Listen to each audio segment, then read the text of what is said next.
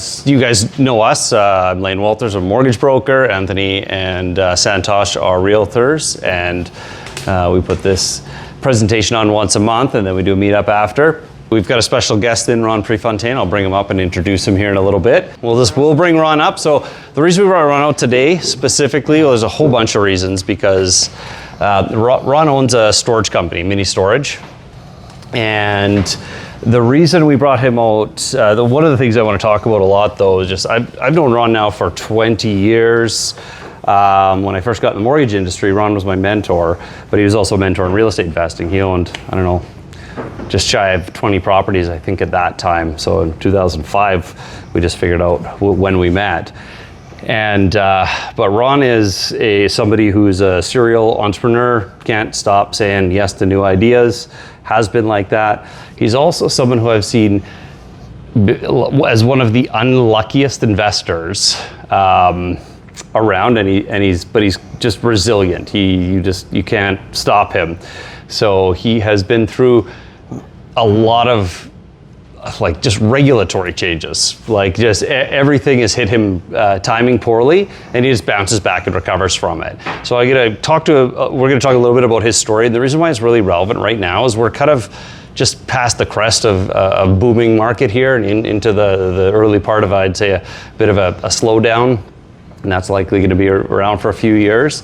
And we've even done some presentations on this, a year or so ago, the first time we actually talked about, like, hey, make sure whatever strategy is working for you for having some success right now, make sure when you're doing your numbers to calculate your success in your next projects, make sure you're giving the market the credit. If the market's going up, if an average house is going up $80,000 a year and you flipped a house and made 100, you actually only made 20. And if the market slows down a little bit or goes negative even just for that same period, then you'll actually make 0 doing the identical project. So the real estate does go up and down, so a lot of us have been making a lot of good money. Sometimes the market doesn't do that for us, so we're experiencing that. If anyone's trying to rent a property that they've been renting for years, recently you'll notice you don't have a lineup of 36 people outside trying to rent it. In fact, sometimes it's hard to get showings lined up at all. So that's obviously the indicator of what's to come for the next, I'd say year or two. I think long term, where I'm still buying because I think long term we're still in good shape, but the ups and downs of the market happen, and Ron's been through, all the ones I've been through, plus he started buying in the early 90s. Yeah, I think so. Yeah, probably mid. Okay, so so when I met Ron, he was an investment focused mortgage broker as well, and he did everything from buy, flip, did everything. And then he started, what was the first venture after the regular buy and hold and mortgage broker was you started doing a lot of private lending, right? How did you get into doing private lending? I got into private lending because at the time I was doing a residential mortgage, and the average mortgage I think was around $140,000. And as a broker I got like 75 bips, so I made $800 commission or something, and it was a lot of work. But then a private lender, I could do a $30,000 mortgage and I could make $1,000 fee. So I was killing it. I was so excited. So I'm like, why do all that hard work for this when you can do this? And then that started into my money, used my dad's money. Then I started a MIC, and then that kind of just grew. Yeah, so for those of you who don't know what a MIC is, it's called a Mortgage Investment Corp, and it's basically, like he said, just started lending his family's money, and then he had friends that wanted to lend money, and then also just investors that you were meeting along the way also wanted to lend out their money. It's like, hey, I don't want to be a landlord, but I've got lots of money, so can you lend it out for me? Which I still do to this day. Self-directed RSPs through Olympia, all that. So yeah, so at that time you could do a Mortgage Investment Corp, and you could put together the bookkeeping on that pretty simply. And then all of us, so once he gets that up and running through the hard phases of designing that and building up a reputation, collecting money, the Alberta Securities Commission came in and crushed it. And basically any MIC that was under $20 million of kind of overall handling, overall everything, they came in and they put regulations so that it couldn't be managed. And then what coincided with that was the financial crisis. So when that happened, values, of course, got crushed in Alberta. Well, everywhere, more so here. There was a pretty good slowdown. And you ended up with a lot of your book of loans that you had done, most of which was, you know, family and friends and people that you knew and trusted that had invested their money. So what did you end up doing next after that? Well, when I was doing the mortgages, I was a contractor, so I really went after investors because I knew the language and I knew how I could take an ugly house and turn it and make it nice and rent it, things like that. Then we got into the private lending. Then in 2008 with the subprime, and then 2010 when the ASC wound down all the mortgage investment entities, got squeezing out all the little guys. We had probably at one point about 30 foreclosures on the whiteboard. So, you know, I just did what you do. I grew up on a farm, so you just roll up your sleeves and get your tools and get your way out of it. So a lot of MICs that went under during that time basically threw their hands up and let the market do its thing. But if you've got a house that's halfway renoed and somebody walked away from it and now it's kind of upside down, there's no money left in it, you try to sell a half renoed house in a terrible market, you know, you get crushed. So he would look at that and say, well, you know what, he went out, put the tool belt back on. That's opportunity. Yeah, put the tool belt back on and went in and finished out the houses so he could mitigate his losses. And as he was doing that and doing all of his own, then he got approached by other lenders saying, like, I wish we could do that because we're underwater on all our projects too. So then his next business became doing that for other private lenders that didn't know how to manage that stuff themselves. And then that's when you got into that's how you tell us a story about how you ended up in storage from that. Well, I was doing the real estate rescue, as I called it. So I was helping MICs get out of their distressed properties, fixing and flipping their houses. So I had my realtor license for a while, so I would do the comps as is on a distressed home, the comps as repaired. Then I would put on my contractor hat and say, if we do these renos, you're going to make this or lose less. And for a MIC, losing is inevitable, but losing less is attractive. So, and if they can get out of it, because the MICs I worked for were always in second position. So that led to the real estate rescue, and just, and then I'd work with realtors. So I would do the work, and then we'd list it and get the MIC out their money or most of their money. So that. And then somehow out of that, you ended up in a conversation with somebody. I was doing the. I forgot the other half of the question. The MICs were one of the. Well, I'll get to that next sentence. Yep. But I was doing this work, and then my friend James lives in Olds, Alberta, and he says, our church, we're selling our church, and I think it'd be a great opportunity for storage. And I'm like, well, I don't know anything about storage, but I like opportunity, so let's go check it out. So we go to this is a picture of the old church in 2015. This is in about April of 2015. I agreed to buy the land, and this old church, it was empty, for $1 million. I negotiated 0 down, 0% interest, and we had a 2-year term, and I started self-storage. Now, I didn't know what I was doing, and I had no money, but I had a good friend of mine. I had lunch with him, retired lawyer, went for lunch, left for lunch, $300,000. And that came with an interest rate at 12%. So I learned on the fly, went to Vegas, of course. There was a big storage conference, had to go there, met some people, hired a consultant, and just started breaking ground and learning the hard way. Lucky break there, this land sat on, there's about 2.5 feet of topsoil there. So as we were digging down, we ended up finding we had 2.5 feet of topsoil times, 3 acres. And I was able to sell it to a well company that was doing, oil field company doing reclamation. So I negotiated with the truckers to backhaul pit run from one of the local pits on the way. So that was a real lucky strike.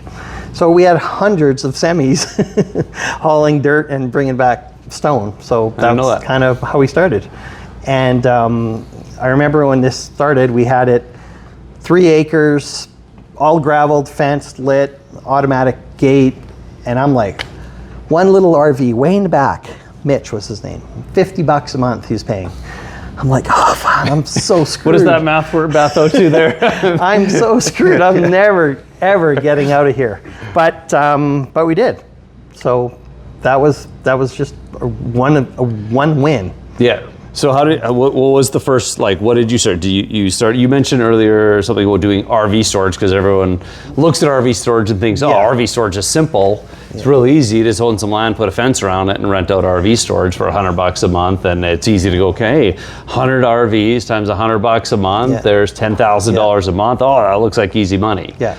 So it is easy money if you own the land outright already, let's say. But chain link fencing nowadays is probably about $35 a running foot. So when you think how many thousands of feet you have to go around, then you have your pit run, your excavation, your video, your security, your everything else. $100 a month for an RV, it doesn't pay the bills. So you need, you either have to have inherited the land or have owned it in your family for a long time. Yeah. So everyone starts with RVs because there's no cost associated. You've already done your groundwork. But the money is in the storage and in the other indoor climate controlled storage and outdoor storage, cold storage. RVs is an easy way to start, but in my facility, I only make about 12 cents a square foot for an RV because it takes up so much space for the driveways, the access, the egress, them to open their doors. Plus people can't drive, they can't back in, so you have pull-throughs. So it's just, the money, you start with that, but the money is in the storage. What's the square foot difference between, like, let's say for like a full CCAN, like RV per square foot, CCAN per square foot, and then climate controlled indoor? Tell me, do you have a rough idea? Roughly, in my facility, I'm rural, I'm in Olds, Alberta. It's different than in the city, but in my numbers, I'm about 10 to 12x for as cold storage as opposed to RV, and more like 20 to 30x on indoor climate controlled. So 30 times as much. 30, yeah. So you have to, on a per square foot basis. Yeah. So you have to, of course, invest the capital to get the buildings and the storage and the lockers and the pods and the CCANs, all that, before you can generate that, receive that, but you got to start somewhere. Yeah. So 100 RVs is good money at 100 a month, at 10,000. Yeah. But not if your mortgage payment is 10,000. Right. Again, back to the land. Did you own the land? Yeah. Things like that for a while. So the reason I'm in Olds was it was an opportunity. It was a good price for the land. $1 million for 3.3 acres with a building was a good deal. I couldn't have got that in Calgary. More importantly, the terms I negotiated were unheard of, and I couldn't have got that in Calgary either. Right. So that was our start. And what was your down payment on your first RV project? Zero. Okay. And then by the time you moved to the second project? Oh yeah, that's another good story. That one was also zero. So April of 2015, I purchased Olds. Didn't know what I was doing. So then later that spring, as I'm building that from the ground up, a coworker, someone I knew in the MIC industry, had a distressed property in Bentley, Alberta, which happened to be a mini storage. So I'm like, hey, I'm practically an expert. I've been doing this for 2 months now. So let's go see what we can do here. So because he was a MIC and he has to get rid of these distressed properties on his books, the ASC is really grinding these mortgage investment entities into getting these things sold. Now I didn't have any money to buy it, which you're going to see is a recurring theme, but I was able to negotiate another zero down deal, and I paid him a very nominal interest rate out of the cash flow. This way he could show on his books that it was sold, it just hadn't closed yet. And closing could be like 4 years later, but at least it was closed. So this facility had, I think, about 70 units. It had 3 buildings. It's in a town of Bentley that had 900 people. It came with a lady, elderly lady, really rough around the edges, named Cora. and she'd been there for like 20 years. She was a town councilor and she knew everyone. And if we had tenants that didn't pay or bounced checks, not only did she probably know them, but she knew your mom. So she was able to go get us paid. So that it was great. So you kept her on. Kept her on for a number of years, probably about 6 years till she actually retired. So what I did here was, like anything, you support your manager. We put in policies and rules and got rid of the riffraff and the bad payers and the bad tenants and things like that. Now, in a previous government, I don't know what decade it was, they had made a highway going all around Bentley, like a bypass, instead of going through the main town. But then it got mothballed. So my facility was at the end of town on a dead-end street. Well, about a year after I bought it, the government decided to restart that project. So then they moved Highway, I think 12, right past our facility, like within 200 feet. Nice. So I went from being in the end of town on a dead-end street to being on a highway frontage at the main entrance into the town. So that was really lucky. Yeah. So then I renegotiated with that Mick eventually, and we actually wrote down some of the principal and paid him out. Because Carl, my investor from Olds, I brought him along and bonused him on that as well. So it's good to have contacts and keep your contacts and share close by and share with them. The upside. Okay. So that was this project.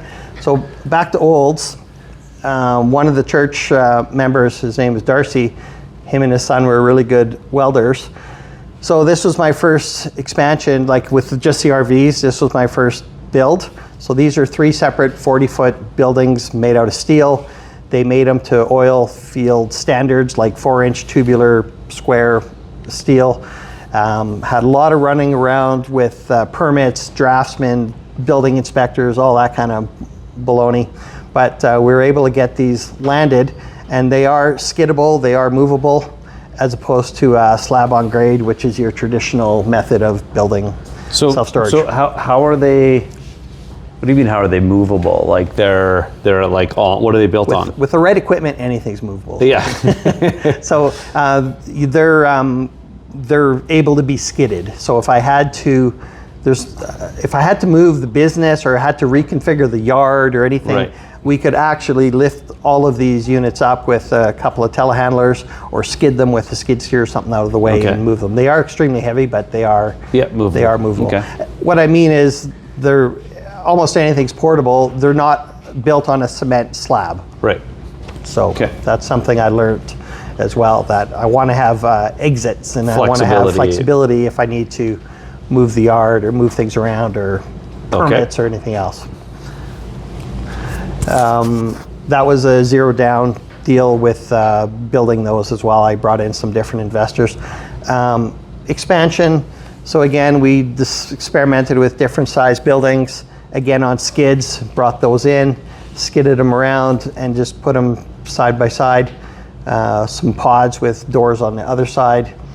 And then these metal units, I was able to get a whole bunch of those on a rent-to-own type of deal, paying those out of cash flow. Those are 7x10 and 7x14. Are these like C-cans? No, they're like a mini C-can. These are actually flat pack. There's different manufacturers that make them.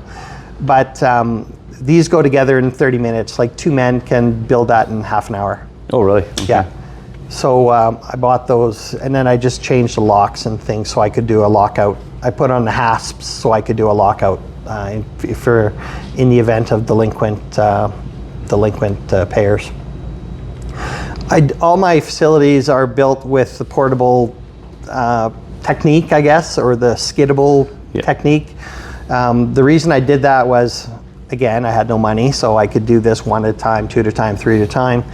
Whereas if you're doing a large traditional building, you know, it might be 40 by 150, you have to do all the concrete at once, you have to buy the building at once, you have to erect it all at once, you have to do all the roof at once, et cetera, et cetera, et cetera. Well, for a guy with no money, as a struggling investor, you know, that wasn't fathomable. Yeah. So this was something that allowed me to scale and do it out of cash flow. So Right. as I was building this facility from zero, Yeah, zero vacancy I had too. zero the entire vacancy, way, yeah. so I would get 3 more, and then those would get rented. Then I'd get 3 more or 4 more, and just carry on.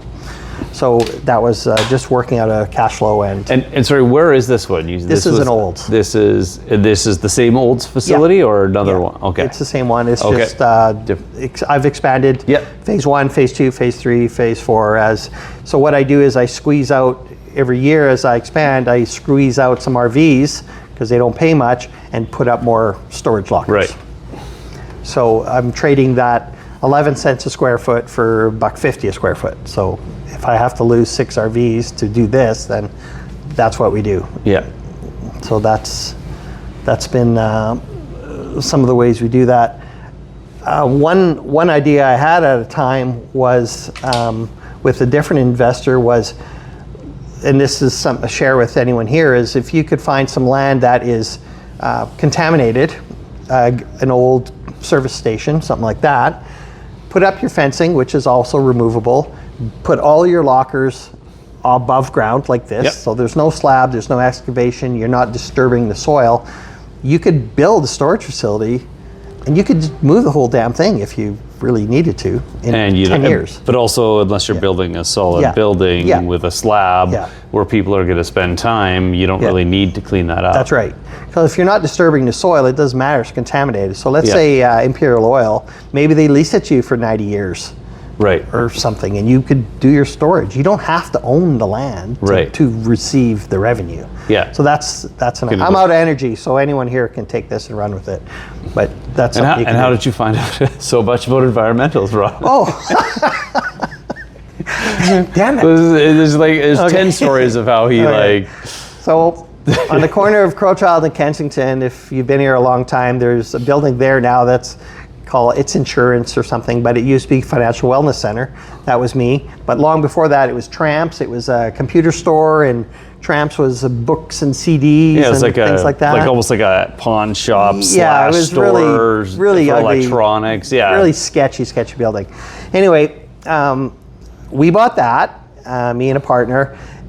We trusted an old environmental report, which is, don't ever do that, because the old environmental report didn't test for Perca something, a dry cleaning fluid, and there was a dry cleaner right next door. We'd been there since 1960, let's say. So the appraisal didn't mention about dry cleaning fluid, so we're like, hey, we're good to go. Well, turns out we weren't good to go because the ground was full of contaminants. Yeah, so for anyone who doesn't know, if you have oil and gas in the ground, really bad news. But oil and gas flow. So you can clean it up. When Yeah. you have dry cleaner, like a dry cleaner, so if you ever had something that used to be a dry cleaner, just stay away from it. If you buy a residential house and it's 2 down from a dry cleaner, look into it. Make sure you look into it, because the dry cleaning fluids are heavier than water. So as soon as water gets it, as you're digging, it just keeps going down further and further, and you have to, before you do anything, or if you even let people lease in the office, you have to figure out either a management plan or you have to clean up that soil, and that can be expensive. So it travels in the cobbles, in the gravel underneath the building, and it's going to make its way, let's say, to the Bow River. So I approached the city of Calgary about trying to buy my land bank. I'll save it, I'll rent it from you. Future overpass some year is going to happen. They already own 4 houses beside the dry cleaner. We pulled title on a bunch of things. Tried a whole bunch of things. Ended up having to use private money, stayed in private money for a long time. Couldn't get financing. I had to put in a sub-slab depressurization system, which is basically a giant underground vacuum flow. So it sucks fumes out from under the building slab and it expels them out into the air. Where I live now, there's a lot of cobbles and gravel. It's called radon gas. There's a lot of radon where I live. And we have the same system there now, which I've been able to repair and maintain and mitigate, and there's another business opportunity. Yeah. So ask me how I know the hard way. So that's like, storage is really boring, but it's really kind of amazing. You can put it anywhere.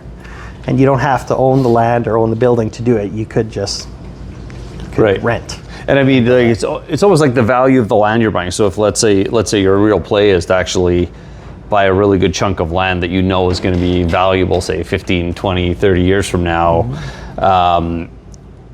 and buy it, put storage on it, because you don't have to spend and then put the higher densities, not the RV stuff. That's for out of town rural where you can get your cost per acre is down. But if you wanted to buy an acre at a really good location, you could put up storage. It's the cheapest thing to do to hold it while you wait for the potential, zoning / demand for an apartment building or something like that. Yeah, I mean, in rural, there's people have in city too, like truckers, they have a hard place where to park their truck at night. They can't park down the city street.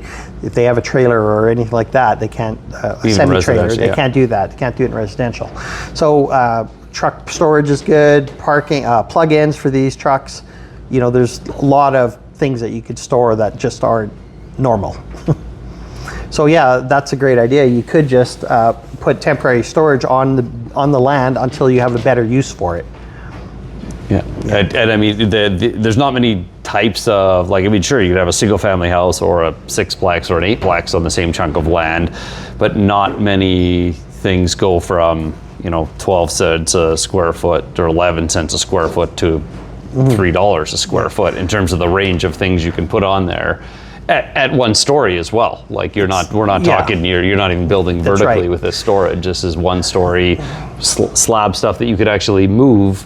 And it's a pretty big difference between what you can put on there. A little misleading though, because you do need to have a number of lockers, like, having 3 lockers, that doesn't do you anything. But if you have 100, then it starts to scale. So there's obviously more costs to managing the system and the staff required if you've got 800 lockers somewhere, and if you have 100 people parked in your lot. You bet. Yeah. So that's how we started. Zero down.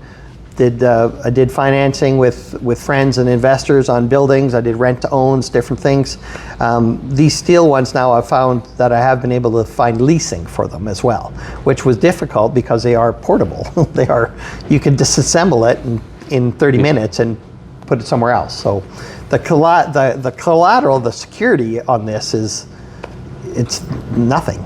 Right. Well, I guess they lease cars too, so I guess they can do that. So anyway, it's how we started. So then we've evolved. So my friend James says, James, the original guy who got me into the deal, says these pods are awesome. Like if only they were portable. So hey, that's a good idea. So let's try it. So how hard can it be? So I call up Darcy. We MacGyver up these wheels. I lease this old car hauler trailer, my old truck, in 1997 Ford. Paid $2,000 for that, and it's still running. So we started with this. We had a jack and a winch, and we put wheels on, and we winched this box up the trailer deck. And wouldn't you know it, people were using them. Like they use them for moving, they use them for doing renovations, different things. Storage. One guy had his on his yard for like 4 years. He just used it like a garage, paying rent every month. So then I'm like, wow, I'm really onto something. So now I have storage rental customers renting units, and they're not even taking up my land. They're paying me for rent, and it's on their land. So I'm making an infinite return now because I'm not even using up my lot. Yeah. So we started with 4. I had a dozen, but we made 4 portable with this really hokey system. And it started going well, but I found it was dangerous and it was taking up too much space, and I didn't have room to park, and I didn't have room to back up on someone's driveway, and then I'm blocking the road.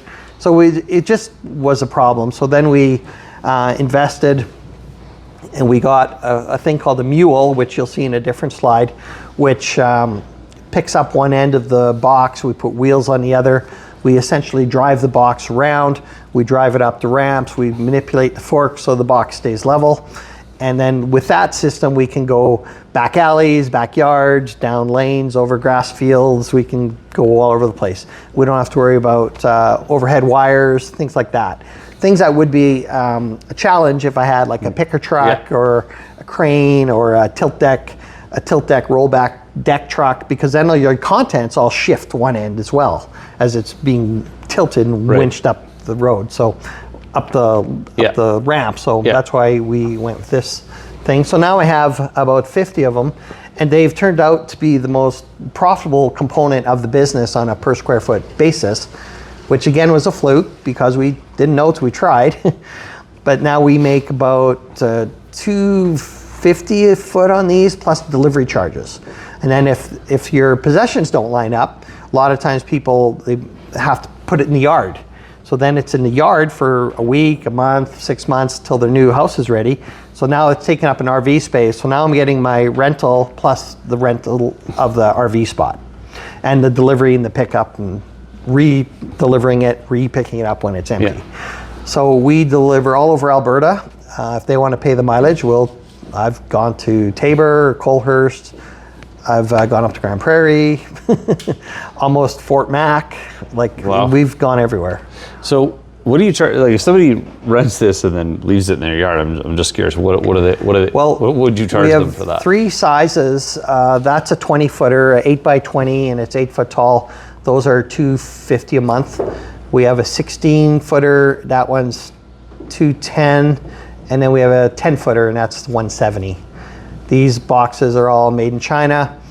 I have to buy them 12 at a time. They come in a big shipping container, and it's quite a routine to build them. But again, we rent a telehandler. We have to rent a deck truck to pull them out of the sea can, drops them on the ground. Then we use a telehandler and we put them together one at a time. And these take maybe 45 minutes to assemble, 2 guys per box. So in 2 long days, I got 12 of them built. Yeah. And then they're immediately ready to generate revenue. So how many months does it take to pay them off? At 100% rental, they are paid for in just under 3 years, like 30 months. Okay. These cost about, they used to cost me $5,000. Now they're probably more like 6 or 65. Because they come from China, there was American exchange rate, you had US dollars, the shipping after COVID. My first container I got here for $4,000. The last container I got cost me like $14,000. Now with tariffs and all the rest of the baloney, I don't even know what they're going to cost now. Right. So, but they're very durable. They made of steel, and they go all over. So people have rented. I've had one rented for 8 years. Like seriously, how much do you need the stuff? Well, it is, but I mean, you know this. I love it. It's but you know this from garage rentals. I don't know how many of you have rented a garage before for just a couple of months. Yeah. And then 12 years later, they're still paying you $125 a month because $125 a month isn't enough that they're like, you don't charge them annually. Painful. It's like a subscription where you're like, it's not urgent because I don't need to desperately do it next month because it's only going to cost me $12 a month for this online subscription that I got to go figure out my password. And so it's never urgent enough to deal with because $125 a month isn't that bad. But then they could buy their own garage, after. So this lady I'm talking about, 8 years now at $250 a month, so $3,000 a year. 8 years, she's paid $24,000. She can build a garage on her house, and she's never visited it once. Like the stuff in there, like how do you not need anything for 8 years? Why are you still paying for it? Anyway, I'm not knocking it. It's a great business, but I just don't understand people's economics about that. But I guess it's great. It's lazy. Yeah. But they don't use it. They don't come and get their stuff or look at their stuff. So hey, good for me. Yeah. So that's the first generation pods. So back in 2019, this is a guy I met through the real estate rescue. This is a kind of a fail, but it worked out okay. So Rick is his trustee for a big accounting firm. He had a moving company that was approaching him because they were having some troubles. And he knew I did storage because I was doing his real estate rescue workouts from their defaulted homes. So I meet with this guy, and I'm like, storage. Oh, I know. I'm an expert because I've been doing this for like 4 years now. So watch me go. So I negotiate again. Guess how much down? 0. I take over this guy's facility. But then I find out his landlord's he's in trouble with the landlord. So I go have lunch with a different investor named Bill. I leave with a check for 40 grand. I use that, I go find a warehouse, I lease it, I do the first and last month, do all the other stuff I gotta do, lease the forklift. So then I call up Darcy, my guy from Sundry. He has a semi and a flat deck. He has a friend with a semi and a flat deck. And in the coldest week in history, we move about 200 of these in Southeast Calgary from the old warehouse to the new warehouse. This business, we stacked them 3 high. This business specifically was for movers and moving companies. I was affiliated at the time with North American Van Lines. And if anyone wants to disrupt an industry, this industry is ready. It is so antiquated the way they do things. So, for example, let's say you're moving to, I don't know, Texas. The semi doesn't come to your house. They usually send like a 5 or 7 ton, and then they put it in that truck because it fits in your neighborhood. They wrap and inventory everything. They put it in the truck. Then they come to the warehouse. Well, guess what? Then they unwrap and re-inventory everything and put it in these crates. Now the truckers are all independent and they own those blankets. So they want to keep them. So you got to unwrap, not me, they're people. They unwrap them, re-inventory, put them in these crates, and then we log the crates and we stack them up. So then a week later or a month later, the semi that's going to Texas now has a full load. They come back, they unwrap everything, re-inventory everything, put it all the way back in that semi, wrap it up with his blankets, and then away the truck goes. Like, what a BS way to do things. Anyway. Seems like a technology it should be within our technology these reach things are now. Made of plywood and they got metal clips holding them all together with tension. Anyway, so when COVID happened, movers, people weren't moving, they weren't letting movers in their homes, like there was such a schmozzle, so that all just fell down the drain. So I had to negotiate with my landlord, I took advantage of some of those federal programs, and then I worked my way out of it. I did sell this business to a friend of mine, Dale, who had a small moving business. Now, what I learned out of this is just because it has the word storage doesn't mean it dovetails nicely with my storage facilities at Olds and Bentley. So it dovetailed very good with Dale's business because he was a mover and he was all the same customers. So for him, it worked great. So I sold that to Dale with 0 down. I don't always sell with 0 down, but this time I did. And he paid me out over, I think, 12 or 24 months, something like that. And then he ended up leasing the forklift and then eventually bought it, things like that. So this was a fail, and I did get out of it, but it wasn't as pretty as I thought. This is our new generation of the pods. That's our second truck. That's the Mule on the back. I have a video showing it. That's the Awesome Box. That's what we call them. Our business is called Awesome Storage, and so obviously this makes sense that it's the Awesome Box. That was my wife's idea to name it that, so that's what we did. And they're all deckled up. So that's a 20-footer again. So that's on your driveway. That's so much nicer than a big old brown sea can. Yeah. So these are used principally for moving, but a lot of them were starting to go after renovators and insurance restoration service companies like Paul Davis and those kind of guys. Because then what they do is if they have to empty the house because say you had a water damage, they would go to the house, they put everything in the truck, they go to a storage facility, unload it, and then do it all again, and then when the house is done, they go repeat it. Right. So this makes more sense to have it on the driveway, shuttle it there, get right to work, and not spend all this time driving around. So this was a much better system. So with COVID, when COVID was around, we were at 100% occupancy, and every storage guy I knew also was at 100% because I attribute it to the fact that now you're working at home and the house is too small. Maybe you're homeschooling and the house is too small. You got too much stuff, the house is too small. Maybe your adult kids moved back home because they've lost their job or broke up or whatever, and they've come home, and they usually have a cat or a dog or something like that too. So people rent storage.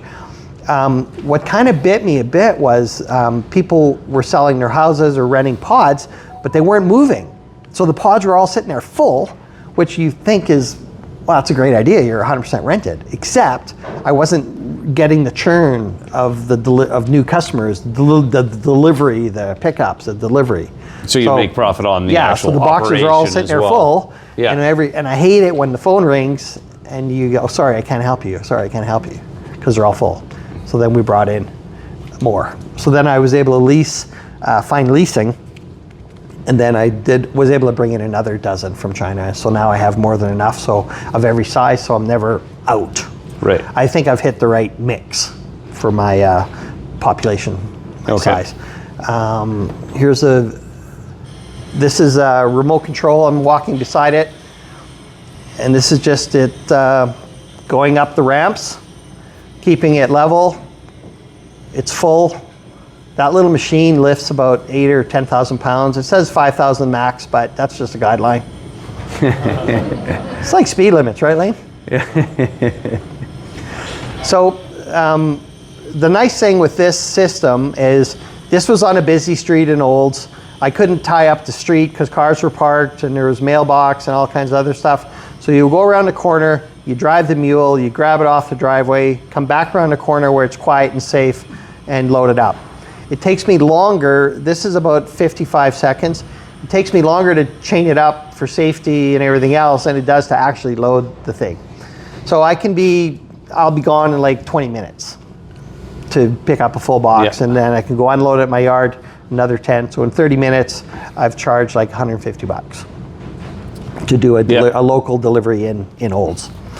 I like that system. Which is a cheap price, I think. It is I don't cheap. think, does anyone ever complain that 150 is too much? Oh, there's always something to complain. Yeah. But I mean, then go rent a U-Haul for $19.95 and then find out it's been double booked and now you got to drive to Red Deer to get it because they didn't return it to Didsbury where they were supposed to. Right. Things like that. Yeah. So U-Haul's got a terrible rep. Yeah. So I just don't want to be. So there's always a cheaper option and there's always a cheaper guy. Yeah. I just don't ever want to be that guy. Right. So there are places. It seems more than fair to just have it managed, like to not have to do all that extra loading, because if they have to load it, then they'd have to go to where they're driving, and then unload it into a storage box, then drive it back. And they're moving. So part of our sales is, well, now you got to touch everything 4 times. You got to make 30 trips with your pickup, or you got to borrow your friend's horse trailer. Now your stuff smells like horse straw. So there's ways you can do it cheaper. I don't ever want to be the cheapest. Yeah. Because the cheapest price gets the cheapest customer, and the cheapest customer is usually the biggest pain in the, well, you know the story, the PETA. So the other reasons like this, anyone with a Class 5 driver's license can drive this rig. It's no air brakes. You don't have a big giant truck for $300,000 Freightliner. You don't have to worry about a Class 4 license or a Class 1 license. So it's just, I think, more flexible. So you train most employees pretty easily on this. I have 2 part-time drivers. They're both retired seniors. We just spent money making the ramps hydraulic. So now they just push a button and the ramps come up and down, where we used to have to lift them physically. But even at my age, I'm 59, I'm getting tired of doing that. So I really like the button. Yeah. So it's much better. The other reason I like this is when the truck breaks or goes down, you can get a backup truck or buy another truck quickly. If the trailer needs repair, there's trailers everywhere in Alberta to get this. If the mule goes down, which it has, we just sub out to a tow truck company for that week or whatever it is to get it going. As opposed to a big $300,000 truck, now you gotta wait for, who knows, it may not be able to afford to fix it. Yeah. So I like this system. I know Pods and there's other companies in Calgary that have their specialized trucks and systems and things, and that's great. They charge a lot more than me, but they have also a very, very specialized, expensive truck. Yeah. So I like the flexibility of that. So that building, the church, the old church, that was a daycare.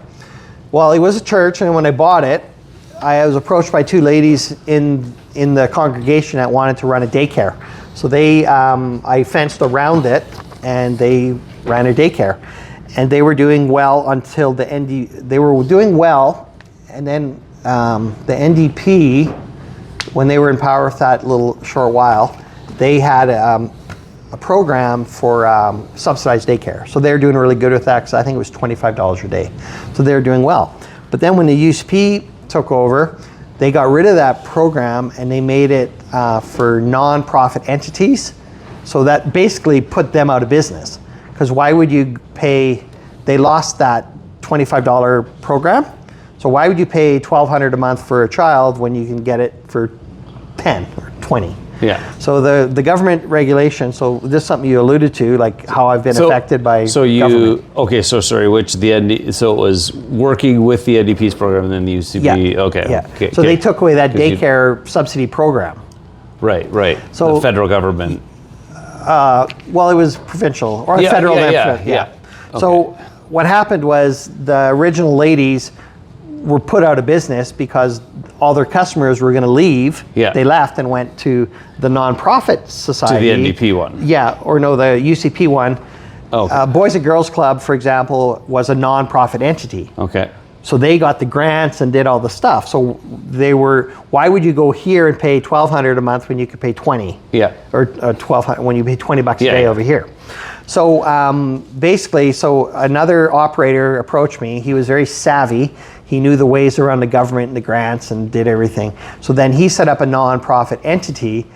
Then he competed, and then he got all these grants and he got all this business. Now the great thing with him was he used all the grant money and he expanded my building. Like, thank you. The tenant, like normally the landlord pays for that. Yeah. Well, this time the tenant did. He added 1,600 square feet onto my building. He put in central air, he put sidewalks, he poured wheelchair accessible ramps, like he put safety railings, like he did everything all for free. Yeah. So that was really lucky. Okay.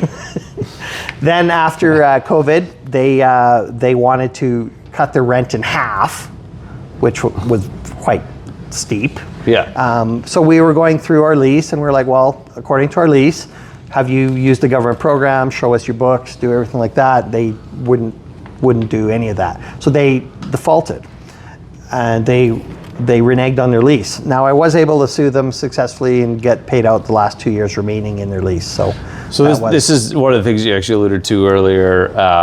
Is in what we do as landlords. So the Landlord-Tenant Act should just be called the Tenant Act, as most of us know here. Although it's better here than anywhere else.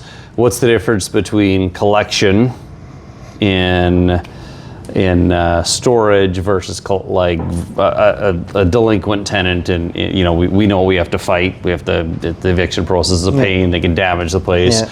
What's the comparison? You've done both. Yeah, I've done both. I've been a landlord. I've been a commercial landlord. I've been an industrial landlord, and now this. So this is the best. So the way our contract reads, and we follow what's called the Warehouseman Liens Act in Alberta. So we're not part of the RTA. So after 30, our process is day 4, you get your code's deactivated. You no longer have access. You get a text and an email automatically. So 4 days late. 4 days late. You get well, you get one on. First of all, you get 7 days prior. A heads up, just so you know, it's real friendly. Like in 7 days, your thing is due. Just so you're aware. Then day 1, after day 1, you get a late note. Then day 4, your access is removed. Then on day 10, you have a late fee. Day 15, another late fee. Day 25, cut lock notice. Day 30, I have possessory control of your content. So I own your stuff after 30 days. Then this is archaic. The system is you have to advertise in your local newspaper for 2 weeks. Like, newspaper? Really? So you advertise in the local newspaper for 2 weeks, and then we auction it. And then I have it auctioned and gone within 5 or 10 days. So the most I'm ever out is 2 months rent. And that's very easy to recoup. Unlike the RTA, where you get excuses and excuses and excuses. And you could be 9, 10, I had 12 months, like, where someone's living in your place for free. Yeah, then they trash and they could damage the place. And they could damage it. So I use a really cool system. It's online. It's called Bid 13. Now there's other competitors, but how Bid 13 works is I'm always asked, do you have storage wars? Do you have auctions? And I'm like, well, we do kinda, but I don't like the auctioneer on site because I don't like people in my facility. I don't like people scoping things out. I don't like, what if the weather's inclement that day and no one shows up? I've still paid for the auctioneer. So the way this system works is, as a facility owner, it costs me $0 to become part of Bid 13. With my phone, I take pictures and video of the unit. I do a very cursory inventory using keywords, and it gets posted on there. And then I can pick how many days I want it to be sold for. And people bid all over Alberta for stuff. There's collectors, there's thrifters, there's resellers, there's whatever. So as a buyer on Bid 13, you can search by postal code or how many kilometers from my home or towns or Edmonton or whatever. And people bid, and then they get bid fever, and like they upbid each other, right? And then I'm watching, and I'm like, this locker with crap sold for like $200 or $300 or $400. And they were like thinking, because of the television show, that they're gonna find some rare signed poster of Marilyn Monroe or something that's worth like a bunch of money. Anyway, it's awesome. So it cost me $0. So then they can make an appointment, they come and pay, and they pay a $200 cleaning fee, and that's more of just to make sure they take everything. I don't want them in there sorting and picking and leaving. Yeah, just grabbing 4 things and leaving the junk. So they grab it all, sort it out at your house, and then we just give it a look. Okay, here's your $200 back, and away they go. So that's how we deal with delinquent people like that. And I might have like 4 a year or something like that. So it's not a lot. It's not a lot. So so remember, like Mitch, my first RV customer, like way in the back. I was so worried. Well, at this point, after the second daycare folded, I'm full. Like my yard's full, my lockers are full. I'm squeezing out. I have nowhere to park pods. So I'm like, I tried leasing out the daycare again to another operator, but the one bite I had 50 or 60 changes in my offer to lease. So I'm like, this guy's only gonna get worse. If this is how much of a pain he is in the dating stage, imagine when he's a tenant. Like, so, no, so we decided to not rent to a daycare again. So I ended up going into indoor climate controlled. So, let's see, how much money did I have? Yeah, $0. So I went to another investor, Carl, and he put in another, I think, $300,000. And we gutted the building, went through all the architectural, went through all the baloney, the town, the building permits, all the stuff, and we've converted what was a church and then 2 daycares into now indoor climate controlled. So we have 8 different sizes of lockers in this this building. We have amazing technology. We have an app. We have Bluetooth locks. You can share your code with your friend or your spouse or anything like that. The hours are only 7 a.m. till 9 p.m. Automatic lock for the door. Heat sensors inside, so I know if someone's living in there because it sets off the heat sensor. Plus there's the fire system as well for a fire event. We're the only one in town, and we're actually the only indoor storage within 100 kilometers. So we're breaking new ground in Olds with the indoor self-storage. Like, they're everywhere in Calgary, but in the rural, this is a big thing. It's like sliced bread. It's pretty fancy. So as a facility, we're the largest in our area with the largest variety of sizes of pods and lockers and climate controlled. The heat sensors, the Bluetooth locks. I manage the entire business off my laptop and my phone, and I have a couple of part-time staff. Back in 21 with COVID, I too took the opportunity to move. My wife was able to start working from home, like a lot of people, and then, well, if we're gonna work from home, why are we living in Calgary? I don't like living in Calgary. So let's go retire. Let's go to get our retirement home now. So we live out in the East Kootenays now. It's a 4-hour drive and 10 minutes for me to get from where I live to Olds. I do that every. So now that it's set up third the way week. that it is, what do you, how long, what does it take per week, day, whatever it is to operate it? I put in a solid 5 minutes a day, sometimes 15. Okay. On the first of the month, there's more to do because there's a lot of e-transfers and things come in. But I've also staggered it so my rent doesn't all come in on the first. Customers have a choice to pay a 30-day term from the day they move in, say the 7th, or they can prorate and pay on the first. Okay. A lot of people like the staggering because a lot of people have a lot of stuff coming due on the first, so they like to stagger that. So majority of the revenue does come in on the first, but it does trickle in every day. So I kind of like that. So now after 10 years, I can actually finally pay myself a salary, and I can do some work, and I work out in the Kootenays, and I'm looking forward to retiring. Well, by the look of your face, it looks like you've been on the lake a little bit this summer. So I tend to believe your story on your hours. It was really good last week. It was hard on my liver last week. There was really hot days there on the lake, 36 every day, I think. So yeah, it was awesome. So this is where we look at now. That's the old church building. It's more symmetrical. They've added the size to it. There's a picture of our keypad, some of our Bluetooth locks, and a locker. So when I was so empty when I started, and then I was so full, I'm really glad that I did not lease this to a daycare, because the back playground is now storage for empty pods. The parking on the side is more storage for pods, and the front grass is all a paved blacktop, and it's for parking for access for the customer. Yeah.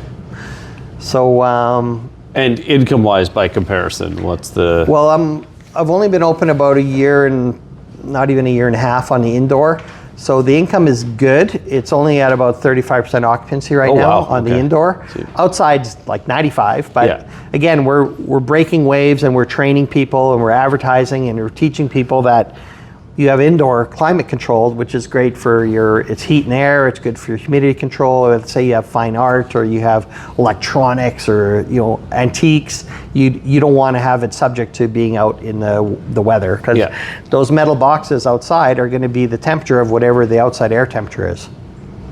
So, if you have antique furniture from your aunt or your parents, then maybe you want to have the indoor. Yeah, car tires, if you got performance tires, they cannot, you can't store them outside in our climate. So there's a lot of advantages to that, so we're just letting people know. So I think there's some bullet points, like, why is it so awesome? Why is it so awesome, yes? Why is it so awesome? It's boring. It's boring. It's a market class I think a lot of people have overlooked. It's just there. No one really pays attention to it. It's not sexy in any way.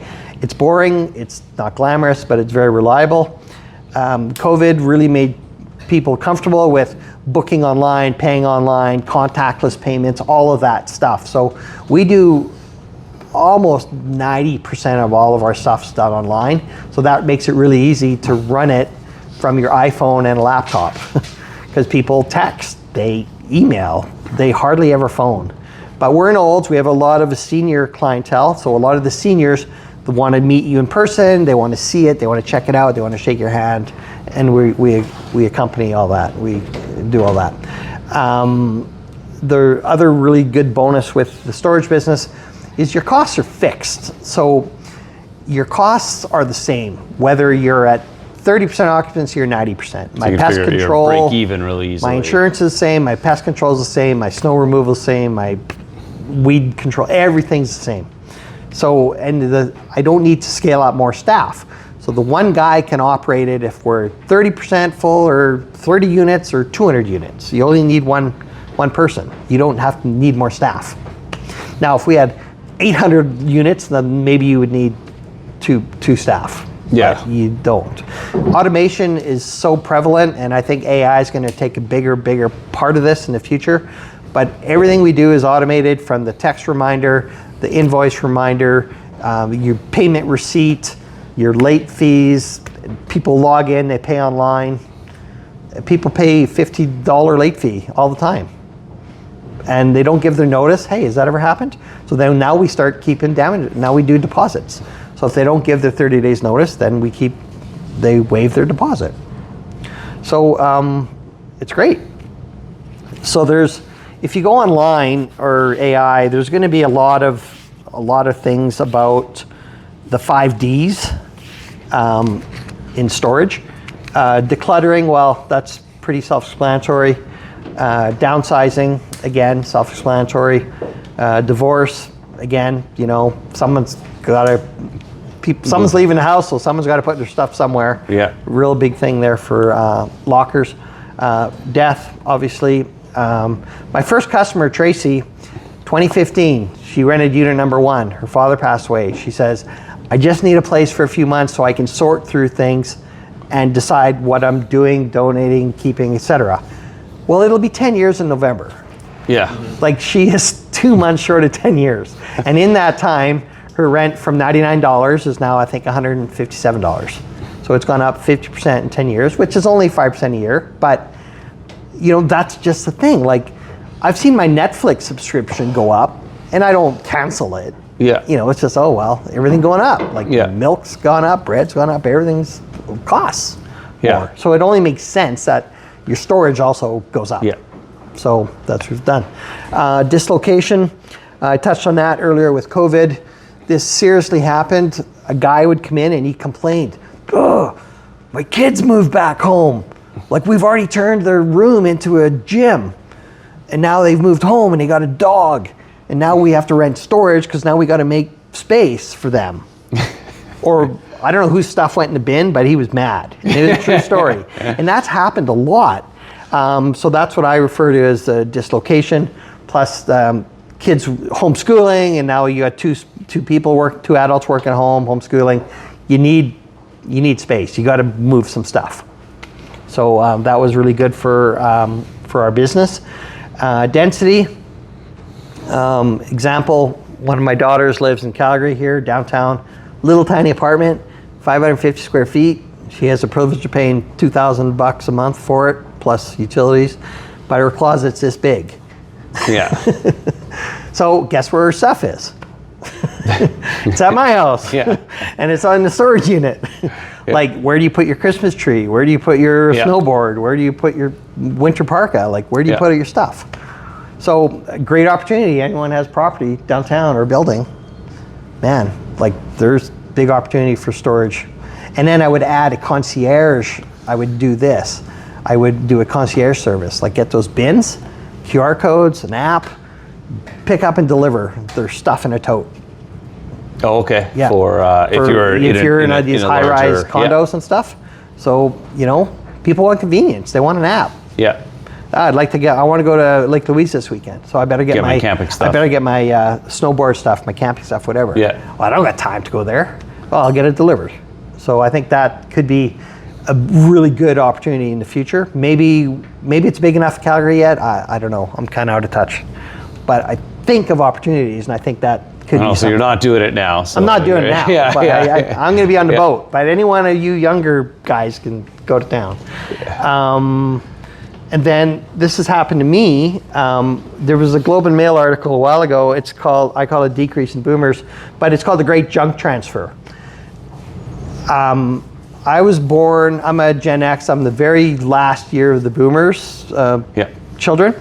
So my parents are 81 and 87, and a lot of people in my case, they all have their parents, they're passing on. Well, I'm going to be stuck with all the stuff, and everyone else is going to be stuck with all the stuff. Like, my mom and dad bought a beautiful dining room table in Hutch in 1980. It's heavy as all, but it's heavy. I just moved it last month because I had to do floors for their house. But I don't want that, and no one wants it, because they don't even build houses with formal dining rooms, I don't think, anymore. So where's all this big stuff going to go?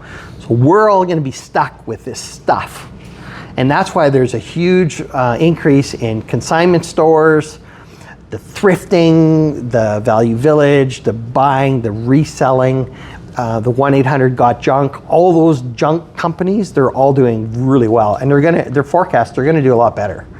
Because when I'm left with this house full of stuff, like, I don't want any of it. Yeah, but a lot of it is also like that 19. It's if you had to get someone to rebuild that, probably cost 12 grand. Yeah. Right. So it's good quality, but nobody wants it. It's out of style. But there's the emotion is they're not just going to throw it out. The emotion is, oh, I better not rush into this. I better rent a storage locker until I decide what to do. And then 10 years later, the rent's gone up 50%, and they still haven't decided what to do. I get it. There's an emotional connection, and so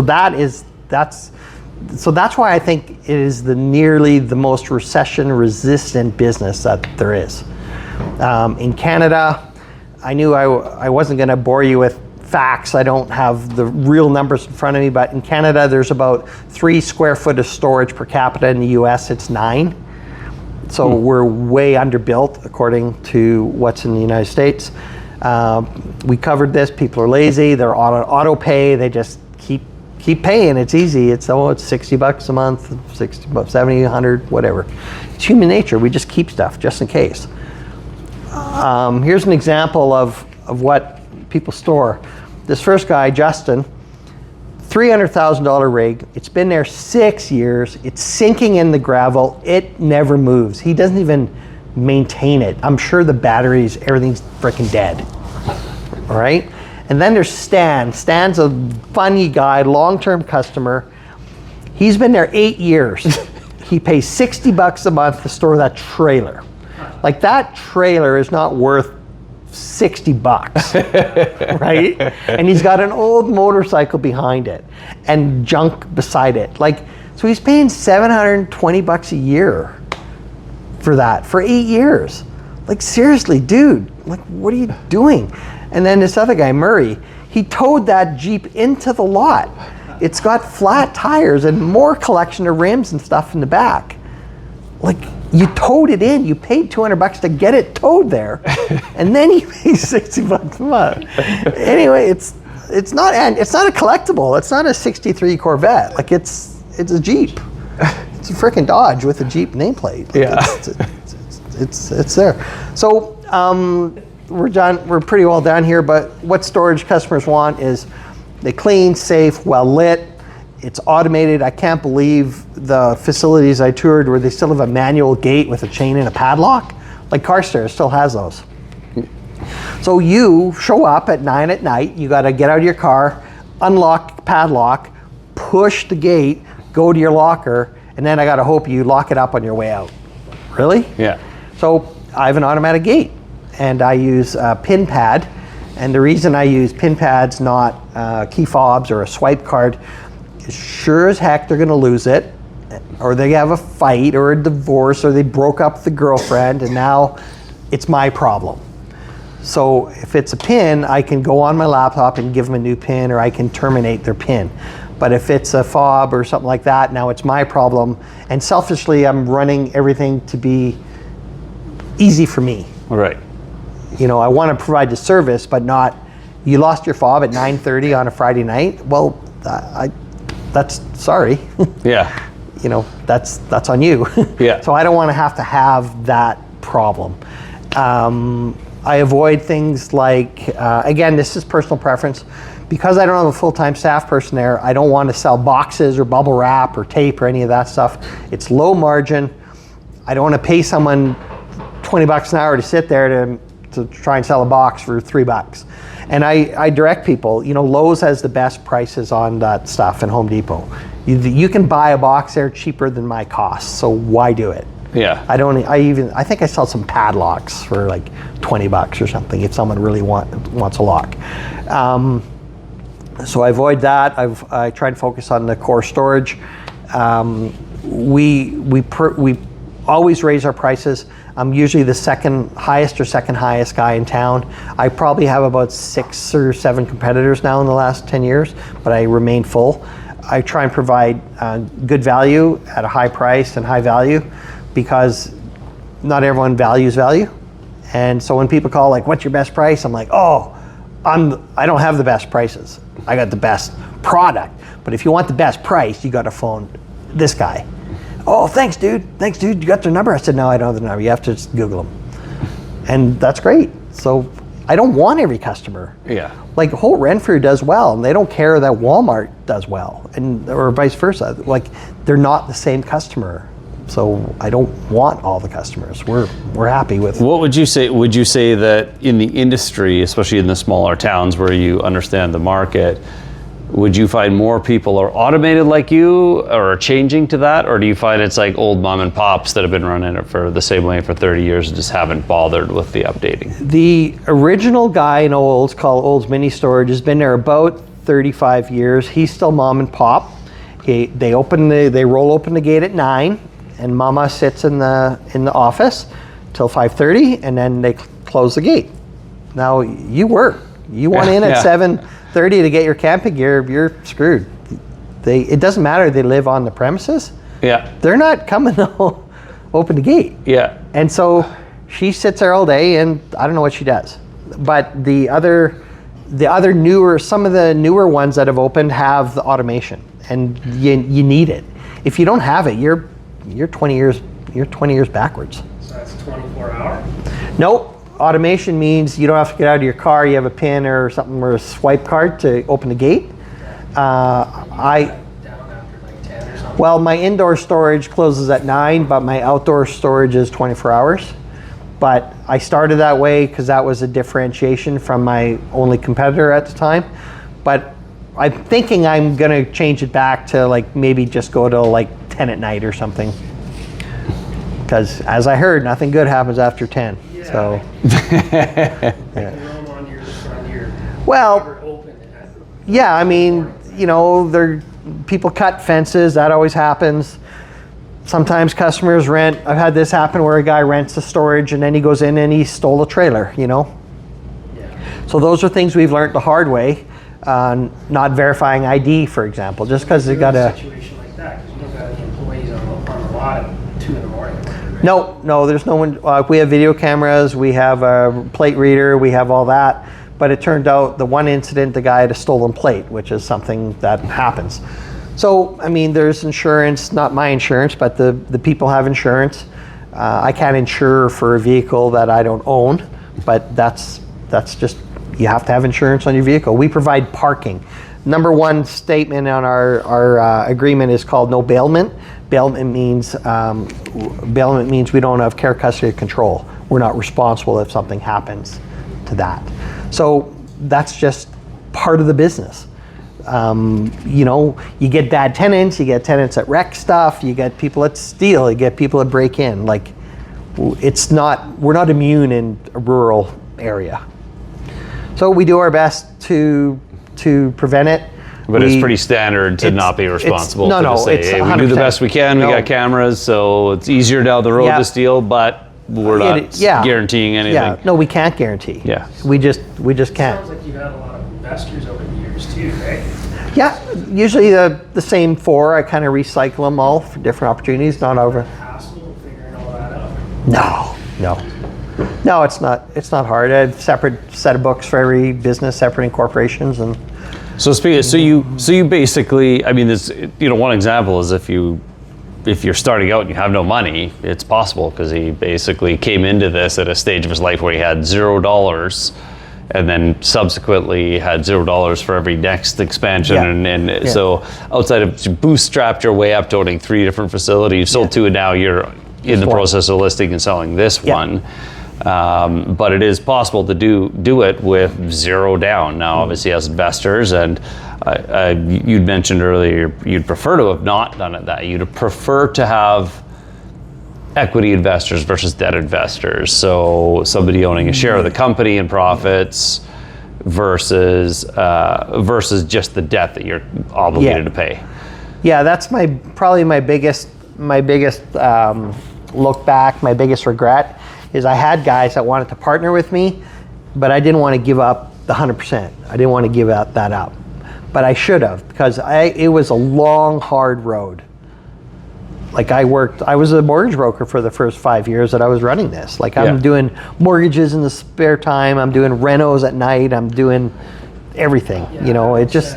He used no money down. Yeah. Basically, his advantage was he had a lot of contacts. Yeah. Well, the advantage you know, I was telling my daughter, one of my daughters there, she's just new graduated, and she's like, "You're so lucky you know so many people." I said, "I'm not lucky, but I'm older than you. Like, I've been in Calgary since I'm 23 years old. I'm 59 now. Like, you know how many people I've met in those years? Like, you'll get there too. Like, so, and in the mortgage world, you meet a lot of people, you meet a lot of investors, and I have contacts with everyone, and I want to make friends with everyone. Like, I've given you guys. I was in Nelson all last week. Okay. Got the heat too. Oh yeah. So where's your tan? Hey, you must have been working. Oh, I was too busy touring around. Oh, okay. So it's a great business. Investors are a big part of it. I wish I'd have done it differently, but I took the hard way. I mean, it's not the right way or wrong way. It's just, you know, it's the way I did it. Well, and if you were, 22, it might have been different. Yeah. Because who cares? You'd be 32 now and about to retire pretty well, but now you're in a position where you have to work. Mm-hmm. There's no like hiring, there's no cash flow because it's all going to pay the debt because you didn't have a partner instead, which, and one of the mistakes, and this is, all of us investors make this too, but as we're trying to save money, we often will end up doing stuff we shouldn't be doing. Like our business is trying to, create deals, find other investors, work hard on that aspect, and then we end up doing, we end up doing stuff like plumbing or mowing lawns or little things like that we should have hired out. But doing 0% financing stuck people right into, sticks him with a choice where he can't hire that out. He has to do it all himself. He had to do the hard work. So You did it little by little, like a successful business. Like, I built a healthcare company for 20 years, and it was that same way, little by little by little. Learning, little by things. little by little, and kind of one of my mantras in life is I want things to be fun, ethical, and profitable. And fun for me is number one. So I want to do fun things. Like there's things that I've been involved in that weren't fun. Again, it could have made a lot of money, but it changed who I was, and it just wasn't fun. So I got out of them. But we do fun things. Like, we're on the radio, we do funny things, we give away bacon. Like, awesome just rolls off of my lips everything I say. It's just fun. Like, we just want to have fun. How is that Olds College butcher, by the way? I'm always. It's really good. And I was telling Layne. Yeah, it's a funny story. Olds is a agri college, so they have a butcher program, they have lawn, greenskeeping, they have an excellent brewery program. There's only one of two or three in Canada, I think. So I approached Brad, the manager of the meat store, a long time ago with this idea, and he's like, "You're nuts, like, you wacky city guy."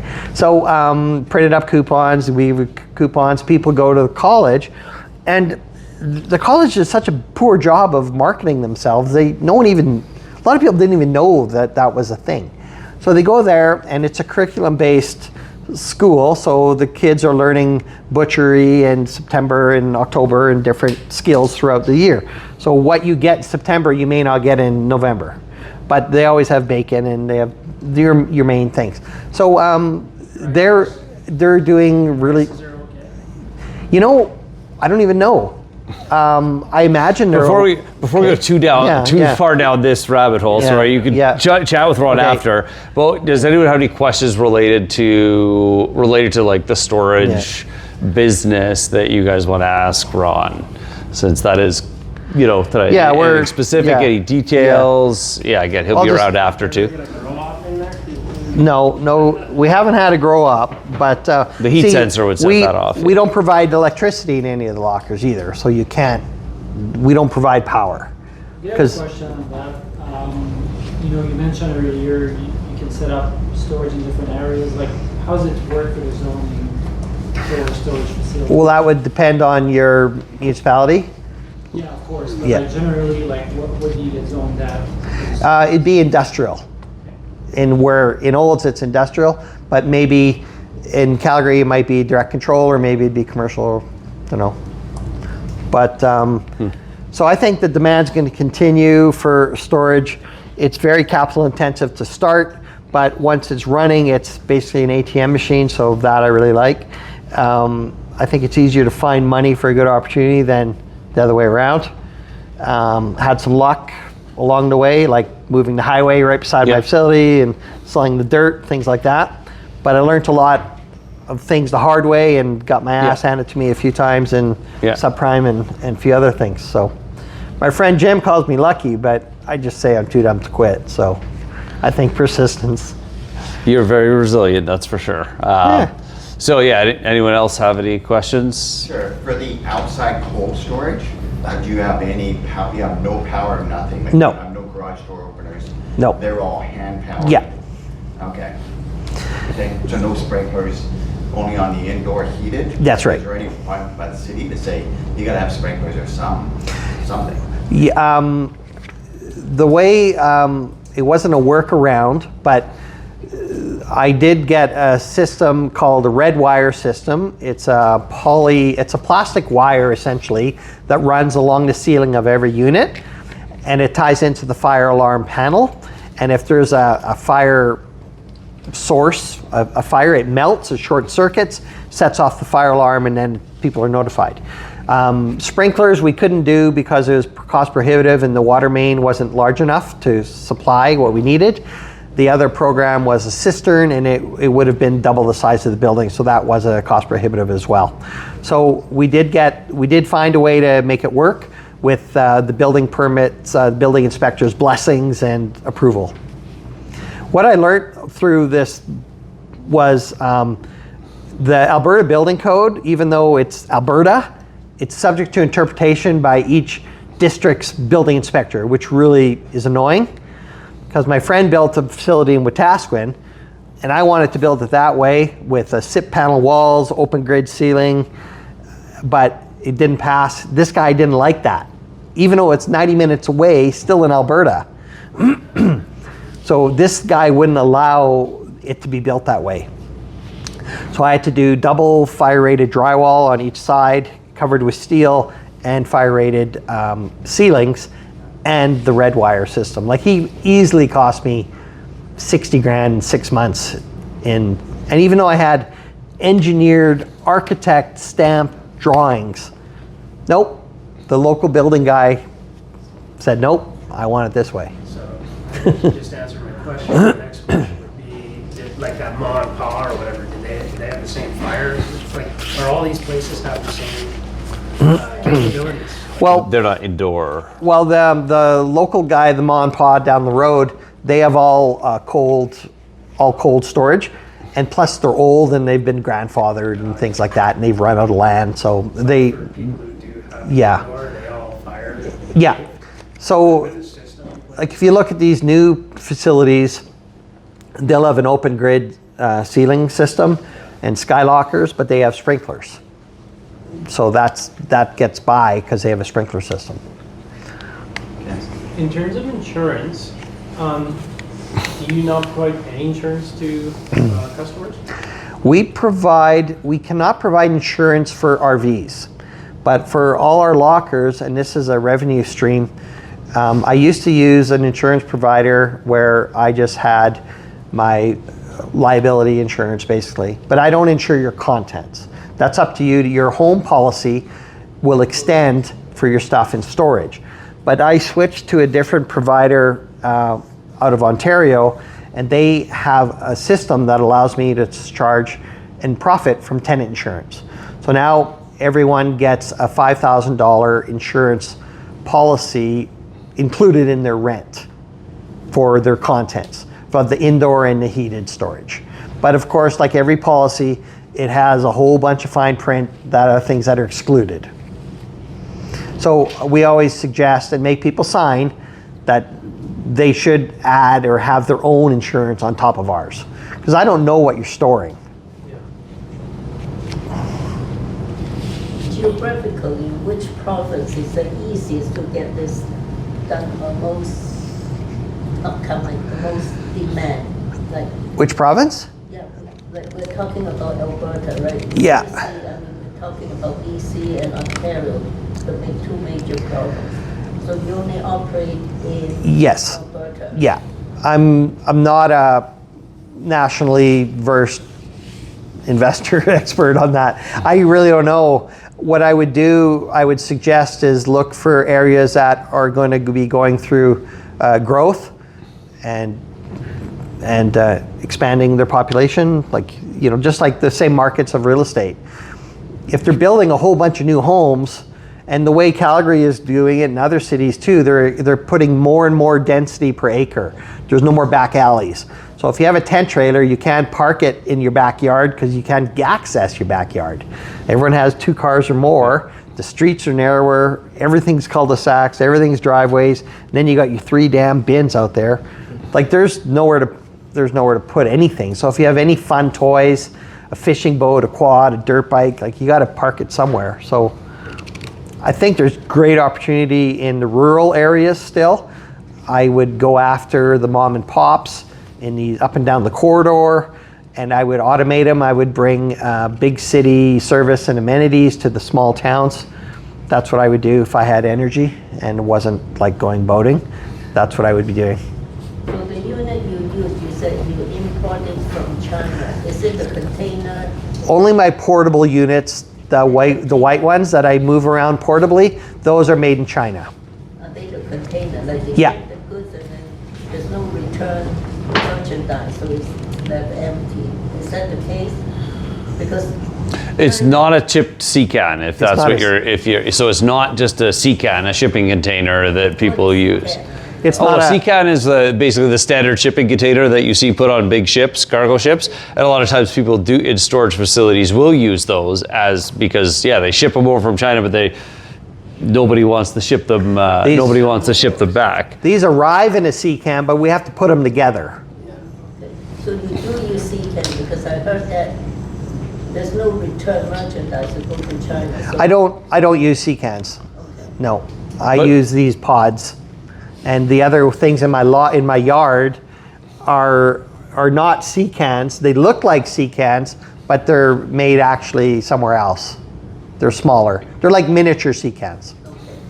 Those again we assemble by hand in half an hour. What would one cost when you order 12 They used to cost me $5,000 a piece. each? Okay. Landed. Yeah. But I think the last batch probably cost me $6,000 a Okay. piece with the decals, and then when I rented my equipment and labor to put them all together. Right. But they pay at $3,000 at $3,000 a year. They'll pay for themselves in 2 years. So let's say I'm only 66% rented. They're pay off in 3 years Okay. roughly. So it's a really quick payback. So your VTBs, how long were they and how did you convince the sellers to use? Well, what's that line? Persistence. It sounds like you're persistent. I see opportunities, and if I don't get it, I don't get it. But I was lucky. So what kind of terms do you do? Well, the first one was 0 down, 0% for 2 years, and then I extended it for another year. The other one I think was 4.5%. I paid it out of cash flow, so that was very nominal, and then I renegotiated that as well. Yeah, it's in real estate Don't get it if you don't ask. they say you have price or you have terms. Pick one. Yeah. So I may be overpaid, but I had excellent terms. But if I hadn't have done it, I wouldn't be. Monetary value, right? I wouldn't Yeah. be in the equity position I am now, where I'm able to hopefully retire and spend more time on the lake and less time. Because this 5 minutes a day is really getting me down. It's getting me tired. On one of the slides, it said about Canada, about 3 square feet per person or something. Yes. USA, like 9. 9, I think. yeah. What does that mean? Well, if there's 30, there's 3 square feet, Are let's you do saying that that. in Canada, one person needs 3 square feet Yeah. for storage, and in the US? Yes, they have 9. Well, if you just divide it by the population Population. by the amount of storage, yeah. So Canada is underbuilt according to North American standards. So I guess they have more stuff. Or maybe that means there's more opportunity still. I think there's a lot more opportunity. I see opportunity everywhere. Like I talked about 2 or 3 new opportunities tonight that I just don't have time or energy to do. I'll help you. It's easy. So you bought all these and you assembled them all Yeah. from China? Yes, but not all at once because I Yeah, cash flow and my reoccurring theme of never having any money. you know, you mentioned old furniture or whatever, and they give that stuff away on Marketplace, but it's all solid quality stuff. You're right, there is an Yep. opportunity there. The opportunity I see is you just buy yourself a cheap rental and you shove it in there, furnish it. It's indestructible, right? Who cares Yeah. if it's wrecked? If your prospective tenant wants a 1979 Wants to dining room pretend they're table, visiting yeah, their grandma. you know, I don't know. Yeah. I mean, yeah, it is. But you know, I watch a lot of TikTok where people are buying these things and repainting them and thrift, you know, upselling them and doing that, right? So there's opportunity there as well. But yeah, you could. I mean, furniture it's free practically. Good stuff. Yeah, and you get it, and you can do your Airbnbs or your rentals. Yeah, for sure. Is there a general vacancy number for the asset class for storage? Most guys are running that I've talked to are always in that 95% range occupancy. When I started, my consultant said it's going to take you 30 months to get there, and it took me about 36. So he was right. He was a guy that had a number of facilities, and then he sold out, and he helped me. And so, like multifamily, if you're 100% full in your building, it means your rents are too cheap. So I was at 100 for a long time, so don't pat yourself on the back. It means you're too cheap. So you got to raise prices. I think the sweet spot is if you're in that 90s, you're in good. You have a few empty lockers. There's always last minute people, and you need a space for them. I can't believe how many people are like, "Oh, I'm moving this weekend. I need a pod." I'm like, dude, you didn't know you were moving? How did you not know? Okay, so my red flag is you've been evicted, Yeah. or you've been foreclosed, which means I'm gonna have a hard time getting paid. Yeah. And you're calling me Friday at 4 of a long weekend, and you want, this just happened at July. Yeah. And he wants it now, today. No, tomorrow, then tomorrow. Dude, it's the long weekend, it's Tuesday at the earliest. Yeah. And I can't wait. And you know what? He did wait, and he delivered it on Thursday. So you did go with that. Do you make a judgment call on that sometimes? Yeah, we've had some judgment calls. But on the other side, it could be an event where I've had this, where someone's in a domestic violence situation and they had to be out right away. So by conversation and going through that, and I've trained my manager of that as well, you know, you get to know. And we have done some Saturday deliveries, but they're rare. They're rare. I let my drivers work it out themselves because, you know, if the guy's like, oh, I got to do 4 on Monday, but if I could do 1 on Saturday or Sunday, then it makes my Monday easier. So I'm like, I'm good with that. Just you guys, as long as that's it's up to you. If you agree with it, yeah. I don't pay you more on weekends. Yeah. You're still getting your same wage. Yeah. So if, But you, if it so, is- if, so if the guy could talk the truck driver into it, Yeah. you're good with that. If it helps your quality of life, Yeah. you know, Harry, to do that, then that's great. Okay, so one last question, or two-part question. So you said you're just listed. I don't know if you've already got to list these, but you're listing it. How much is it to buy, and what are your terms? Well, 0%. no. I only buy with 0%. I don't sell with 0 down. I only buy 0 down, I don't sell 0 down. I'm not here to solicit, but it is listed on the ICX. It's 3.85. Okay.